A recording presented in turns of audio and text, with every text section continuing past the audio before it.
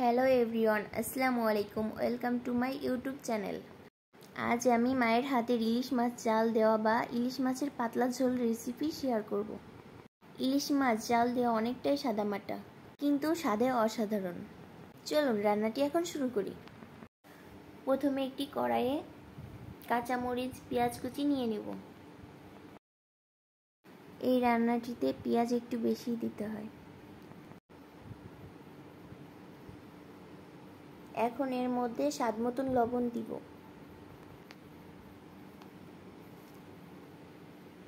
এখন এর মধ্যে 1 চামচ হলুদের গুঁড়া দিব।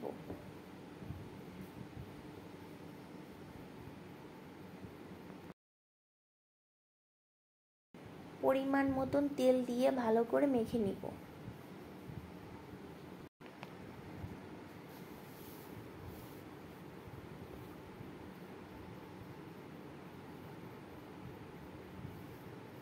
মাখা হয়ে গেলে এর মধ্যে ইলিশ মাছের টুকরাগুলা দিয়ে আলতো হাতে আবারও মাখিয়ে নিতে হবে।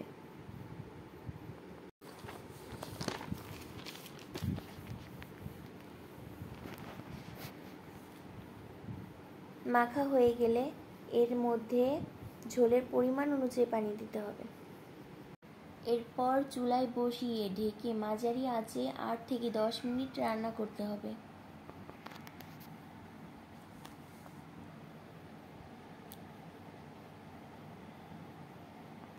বলক উঠে গেলে ঢাকনাটি উঠিয়ে নিতে হবে। বেশি নাড়াচাড়া করা যাবে না, কারণ ইলিশ মাছ খুবই নরম হয়, ভেঙে যেতে পারে।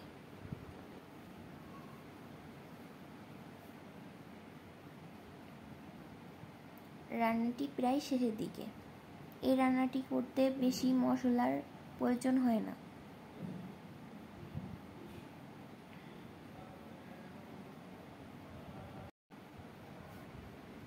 এই রান্নাটি করা খুবই সহজ, খেতেও ভালো লাগে।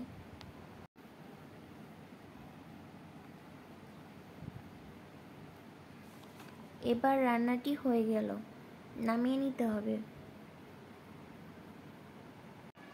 ইলিশের এই জাল বা পাতলা ঝোল গরম ভাতের সঙ্গে খেতে অসাধারণ লাগে। আমার রান্নাটি যদি আপনাদের কাছে ভালো লেগে থাকে তাহলে কমেন্টে জানিয়ে যাবেন এবং সাপোর্ট করে পাশে থাকবেন। আল্লাহ হাফেজ।